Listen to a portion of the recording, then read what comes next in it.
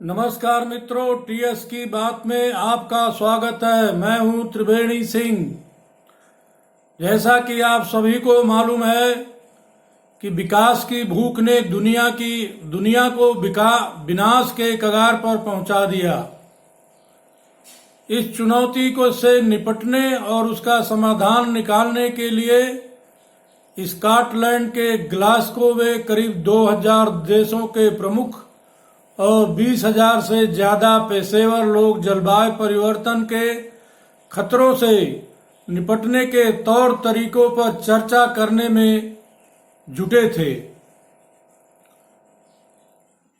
COP26 में प्रधानमंत्री ने जलवायु परिवर्तन से निपटने के लिए एक रणनीति की घोषणा की, जिसे उन्होंने पंचामृत कहा। पंचामृत क्यों कहा, आइए जानते हैं कि पंचामृत क्या है और कैसे उत्सर्जन से जंग में भारत के लिए ब्रह्मास्त्र साबित हो सकता है। स्टेप 1, 2030 तक भारत 500 गीगावाट गैर जीवाश्म ईंधन ऊर्जा क्षमता। सीई के अनुसार 2030 में बिजली उत्पादन के लिए गैर जीवाश्म ऊर्जा की भारत की स्थापित क्षमता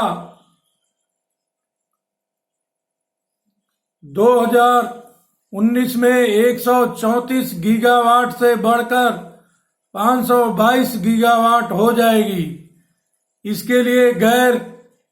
इसके लिए सौर ऊर्जा की स्थापित क्षमता को 280 गीगावाट और पवन ऊर्जा को 140 गीगावाट तक जाने की आवश्यकता होगी। इसके अनुसार 2030 तक कुल स्थापित क्षमता 817 गीगावाट और बिजली उत्पादन 2518 लाख यूनिट होगा। सीईए के इस अनुमान को देखते हुए भारत 2030 तक अपनी 500 गीगावाट गैर जीवाश्म ईंधन ऊर्जा क्षमता को पूरा कर सकता है। स्टेप 2, 2030 तक कार्बन उत्सर्जन में 1 लाख टन की कमी। भारत का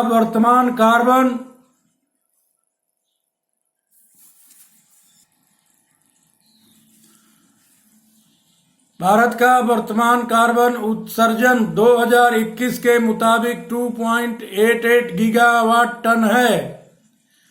पिछले दशक 2010 से 2019 में परिवर्तन की औसत वार्षिक दर के आधार पर centre for science and environment CEE ने एक अनुमान लगाया था, जिसके अनुसार यदि सब कुछ सामान्य रहता है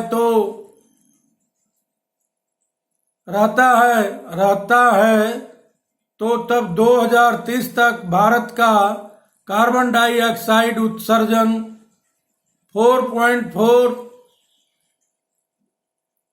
448 गीगावाट होगा। इस नए लक्ष्य के अनुसार भारत अपने कार्बन उत्सर्जन में 1 अरब टन की कटौती करेगा। उसके अनुसार भारत ने अपने कार्बन उत्सर्जन में 22% कटौती का लक्ष्य रखा है। स्टेप 3, अक्षय ऊर्जा से 50% ऊर्जा जरूरत पूरी करने का संकल्प। 2019 में भारत अपने बिजली उत्पादन का 9.2% अक्षय ऊर्जा से पूरा कर रहा है।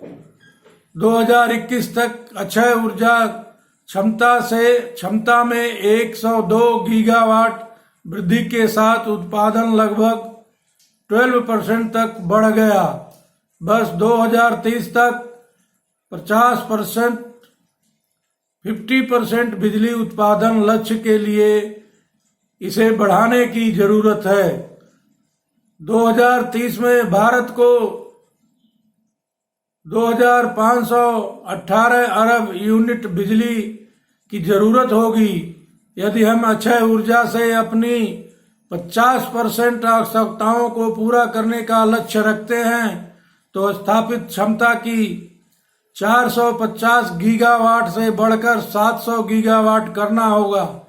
यदि हम जल विद्युत को नवीनीकरण ऊर्जा का हिस्सा मानते हैं तो हमें नई अक्षय ऊर्जा की क्षमता को बढ़ाकर 630 गीगावाट करने की आवश्यकता होगी।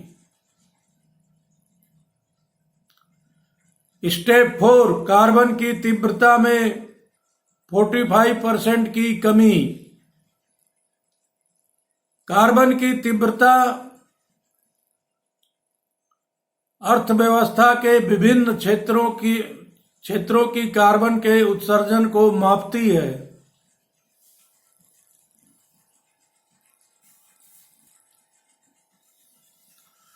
और मांग करती है कि अर्थव्यवस्था के बढ़ने पर इन्हें कम किया जाए। सीएससी के अनुसार भारत में 2005 से 2016 के बीच सकल घरेलू उत्पाद की उत्सर्जन तीव्रता में 25% की कमी हासिल की है। वर्ष 2030 तक 40% से अधिक हासिल करने की राह पर है। अब भारत को परिवहन क्षेत्र, सीमेंट, लोहा और इस्पात, गैर धातु खनिज, रसायन जैसे क्षेत्रों में उत्सर्जन को कम करने के लिए अधिक उपाय करने होंगे। स्टेप 5, 2070 तक शून्य का संदेश। आईसीडी देशों ने नेट जीरो का अपना लक्ष्य 2050 और चीन ने 2060 घोषित किया है। भारत का 2070 का नेट जीरो का लक्ष्य इसका ही विस्तार है और उसके खिलाफ तर्क नहीं दिया जा सकता है। हालांकि यह संबल नेट जीरो लक्ष्य दुनिया को 1.5 डिग्री सेल्सियस तापमान वृद्धि से नीचे नहीं रख सकता और इसका मतलब है कि आईसीडी देशों को 2030 तक अपने उत्सर्जन में कमी लानी होगी। चीन के उत्सर्जन में भारी कमी लानी चाहिए। मित्रों, अगर मेरे वीडियो के कंटेंट्स आपको पसंद आए हों तो मेरे वीडियो को लाइक करें, शेयर करें, कमेंट्स करें तथा मेरे चैनल टीएस की बात को सब्सक्राइब जरूर करें एवं बेल आइकन दबाना न भूलें। धन्यवाद।